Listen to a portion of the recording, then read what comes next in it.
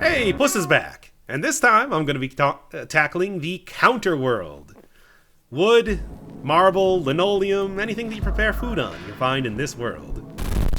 And this is kind of an interesting first level that we got here, where there seem to be two exits, although I don't know if the teal one on the right side there is actually possible to get to. I mean, I've given it a couple attempts, but I think that's the only level that I can think of that actually has two exits, so I have no idea if something different would happen if you even managed to get into it in the first place. Ah, well, whatever. So I'm just going to tackle all of the worlds here, starting on the very left side, going clockwise. There is a reason why you might want to tackle the worlds in a different order. I mean, you can obviously choose any one at any time. But I don't think it makes too much of a difference in the long run, so this is a good and arbitrary of a decision as any, which I think fits the game's whole aesthetic, so why not? I mean, the reason that you would tackle levels differently is, well, you can see all the silhouettes there. Those are all the various characters that you rescue, and they give you power-ups accordingly. You might have even noticed that the very first, that one of the silhouettes is filled in, and that is the Elder Cat character that I met in the last episode. And he does actually give you a specific power-up. It is the ability to skip levels. If you die in a level, he will just kind of show up randomly. You can talk to him, and he will give you, a choice to give up anywhere from, well, what I've seen, 1 to 4 lives to be able to pass the level that you're currently on. You still get all of the benefits from passing the level, like speed run, flawless, and everything like that, but you do give up quite a few lives. I think like 1 life, perfectly acceptable. 4 lives, take chances. Oh man, this level might look pretty easy, and that's because it is. The fact that I'm dying here is actually pretty awful. Like, this was to the point that I was actually going to restart the run, you can see right here, but decided not to. Oh yeah, and there's the Elder Cat right now. You can see him on the left side. You just gotta go right. I mean, he won't always appear directly next to you. You do have to make something of an effort to get to him, but all I gotta do is just run right up to him and potentially have a instant cleared level if it's particularly difficult. As for the rest of the characters, oh, you'll be seeing all of them and what they all can do.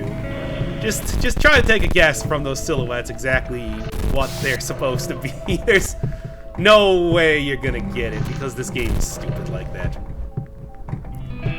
You can see I'm playing a little bit risky, but to be honest, I was just about to give up on this run, so kind of threw caution to the wind at this point. Maybe for the best. I mean, it was getting me a lot of speedrun bonus points. I mean, I don't think I ever actually explained in the last video, but flawless run, speedrun, and then the according combos that you get from them do determine how many lives you get at the end of level. You fill up that little gauge, essentially, and then that'll give you an extra life for the level, which then in the boss fights will translate into HP. And I like this level. Not only does it have some pretty nice music, it's also very easy. Oh, jazz squares in my mind. Speed run should be pretty self-explanatory, but the other one, flawless run, I'm not entirely sure how it works myself, but I believe that it's just pretty much your streak of passing levels in a single life. So you're always going to have a flawless bonus of at least 1 level passed, but getting more than that requires you to, have a little bit of expertise in your play. Ooh, this level's pretty tough the first few times. Well, this level's pretty tough the first few times I saw it, but then I realized that those squares on the bottom actually move fast enough that even if you get hit by them, the sort of automatic recover... I mean, it might fill your screen with a lot of visual noise, but you can actually recover from it pretty easily. Yeah, I think this is also the point in time where I started to kind of realize that speedrun tactics are not the worst thing here. Trying to go quick, Celeste style, where if you really try to, get everything cycle 1, that is kind of how the game is designed. So, it can benefit you greatly. Oof, this one is kind of rough though, because these bullets are semi-random, and obviously the timing can be quite tough here. But again, go fast and you can get it, potentially. To be honest, if the Elder Cat appeared when I was doing this level, I may have actually skipped it. Oh, man. And I'm sure that you can probably tell the second that I actually get up there, I'm going to get cannon firing at me, so even faster from that point. And of course, the Elder Cat, when he does appear, is in the least opportune place possible. Oh, you're supposed to be helping me here. Aren't all worlds at risk in my incredible quest to something, whatever the plot of this game is? It doesn't really matter. Alright. So, you know, in general, the reason that this series is kind of taking a little while to get going is because this game is pretty tough. Ooh. Hit the walls a few times, but managed it okay. There we go. Yeah, so this actually took me like 5-6 different tries to get a successful run going here, but you know, after you get the first few worlds done, it actually became much easier, and I think like the last 2 of the 5 that are at the start here, I managed to get in my first couple tries, so that's something. I mean, it also does help that you do unlock various power-ups doing this. Alright, so first thing you might notice, 9 lives. That is not a lot to be taking on a boss. So, in other words, I'm going to have to either play very skilled or be very lucky. Which is appropriate because the boss is Super Red Hot Jackpot Lucky 777. Yes, that is the name of it. Alright, if you've ever... Here comes the money. Also, this is a jackpot, actually. Three plums there, so you get to see everything immediately. Great, great, because, you know, some of these are kind of hard to dodge compared to others. I'm looking at the cherry, specifically. But yeah, pretty much you're looking for POWs. And then when you get enough POWs, start shooting. Shoot at the little arrow dudes to try to take out both of those at once. Wow, another jackpot! I think that's why I managed to get this in 7 lives.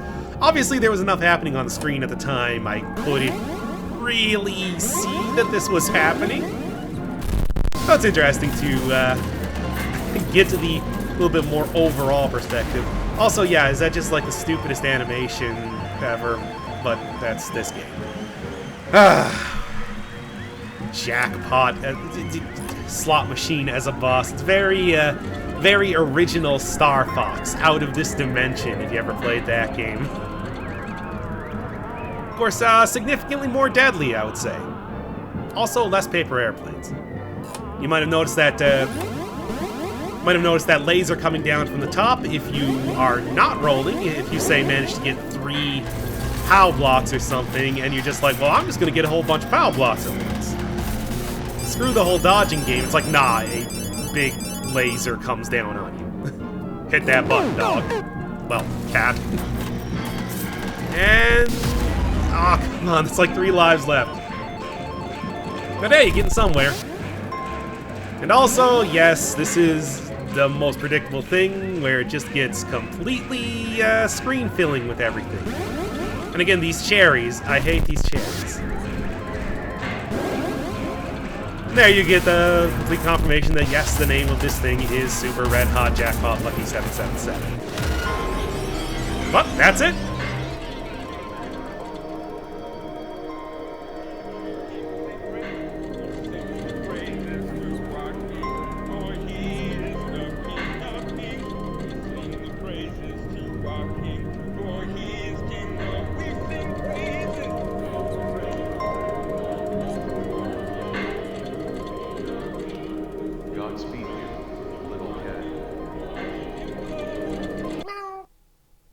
Yep. And also, really, you know, the real point of the quest, getting one of those pretty flagrantly Super Mario Brothers 2 keys. And there you go, the second silhouette filled in. It's Jesus. Yeah. Yeah. Great speed to you. Why not? So getting Jesus affords you a shield on each level that means that the first life you lose is... The breastplate of righteousness. Right. It means that the first life you lose is automatically nullified. That's pretty useful. Great. You got the first key. Hey, thanks, man. It was not easy. Anyway, let's check out the other levels here. Ooh, and this is actually an interesting one.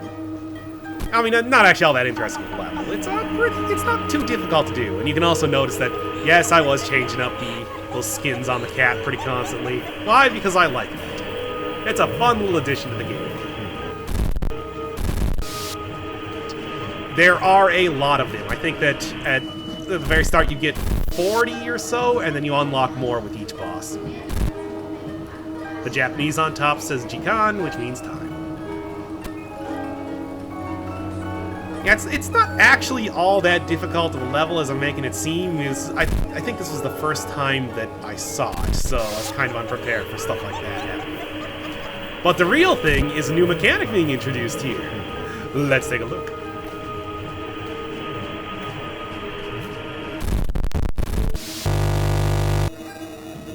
So, when you get a lot of static and that demon appearing, the level has become corrupted. Oh boy. Now, this doesn't actually change how the level works at all. It just adds a whole lot more visual and auditory noise to everything happening in a game that's already chock-a-block full of it, so have fun.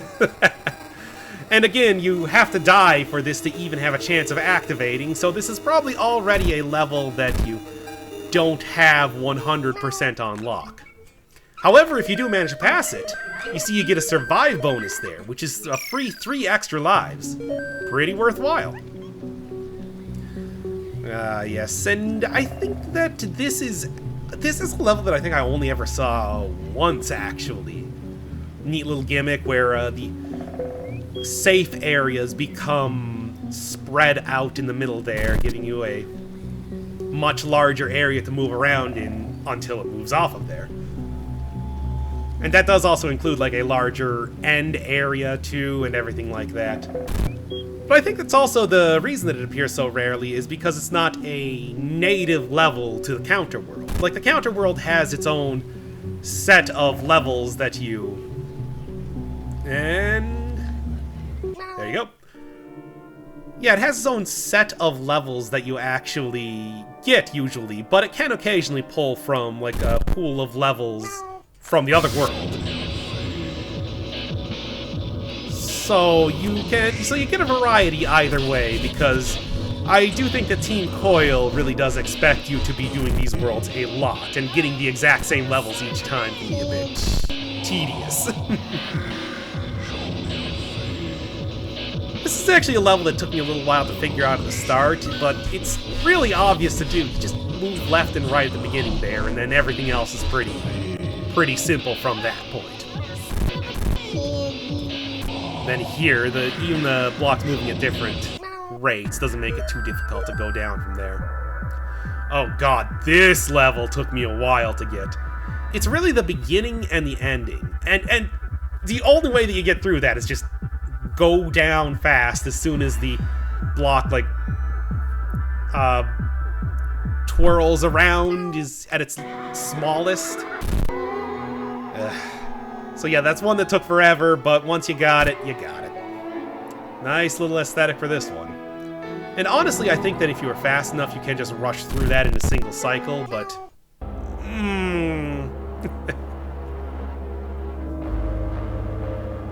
This one, another one that you can do pretty quickly, but it's not the sort that I would say is easy.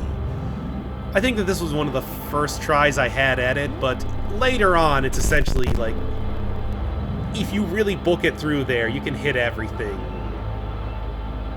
Pretty much as soon as the light starts going the opposite direction. But anyway, yep, no, not that easy. And thankfully it does not start you at the bottom there either, so that you can... It's not tremendously difficult to finish the level if you die once. And this one is another one that's actually very easy to do if you can rush it, but you have to kind of get the cycles correct. A lot of waiting around in this one. Essentially, you're just looking for... This beginning is actually pretty easy. It sort of has you introduced a little organically to what the mechanic is, which is to say that blinking stuff is going to become not safe pretty quickly. Some quicker than others. And here you can see that it's sort of a checkerboard mesh when you're on the bottom that you have to be... That's your artificial time limit, essentially. Overall, though, I think that this level, while interesting, also another pretty easy one. I was pretty happy to see it when it came about, because it usually meant pretty easy lives. Oh, another corrupted level. But here's a question. What happens if you die in a corrupted level? Let's find out and end the episode.